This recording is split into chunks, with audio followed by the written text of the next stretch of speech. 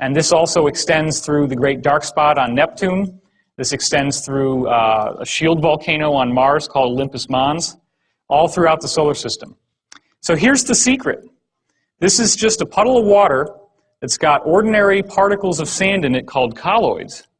And those colloids are then vibrated on perfect sound frequencies like the white keys on the piano. And what you get is this interesting geometric shape inside, which should look pretty familiar to us by now. So this is the same pile of sand in the same water, just with different sound frequencies. And this is a very important point we're going to get into soon. The fact is that you can crank up the sound to a different frequency, and you get the same stable geometry. It stays there, it doesn't move.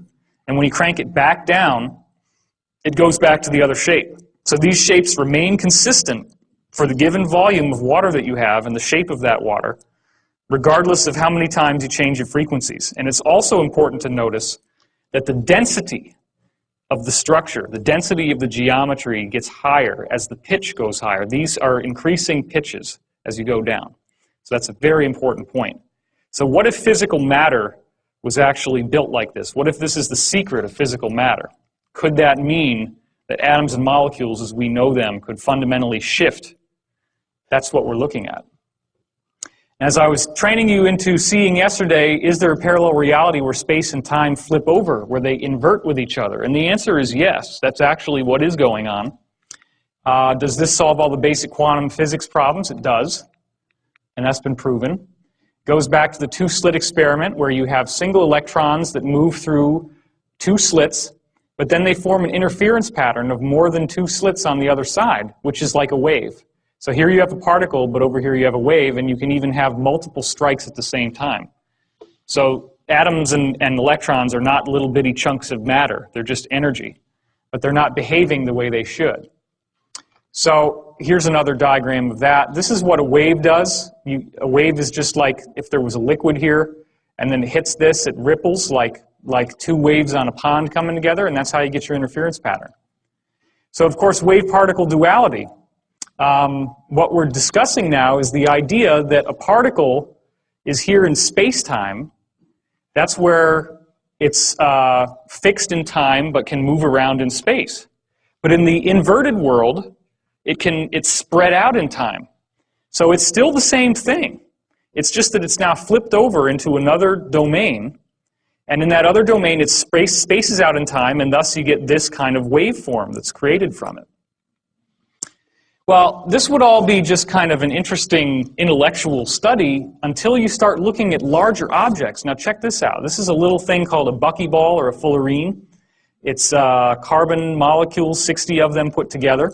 Obviously, this is a solid piece of matter. In fact, they're used to store items inside of them. They can be used for like disaster cleanups, like oil spills eventually. If they could manufacture enough of them, that kind of thing would be great for that. Well, Zellinger in 1999 took these carbon-60 molecules and shot them at a 100 nanometer diffraction grating, which is a little slit like we showed you before, and he got an interference pattern, which is like a wave. So do you realize what that means?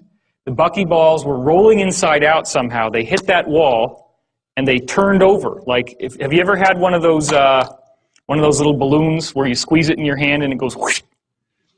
Is everybody with me? That's what seems to be happening with physical matter, and I've heard that from black ops people as well. This is performed in Austria.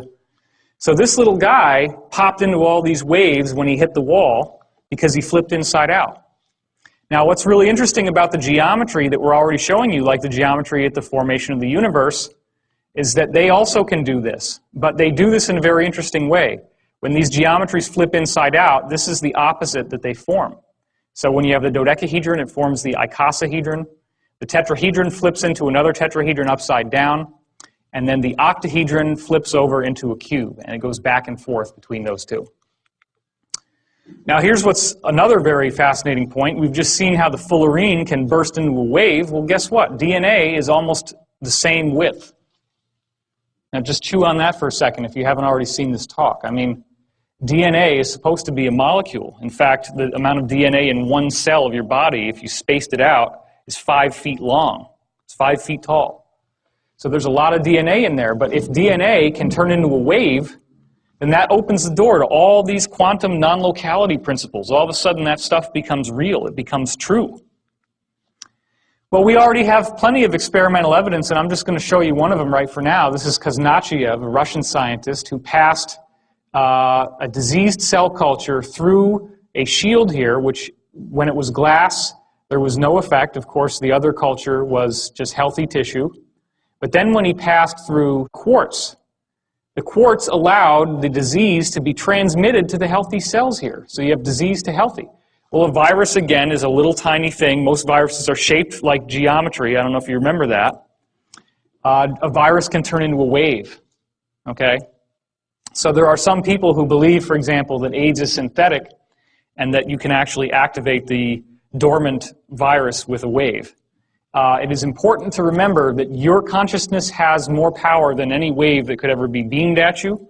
So if you ever start worrying about electromagnetic mind control or all these silly things that people get focused on, that's something that you don't need to worry about. Also, has anybody here done healing? Has anybody here? Okay, wow, that's more than half.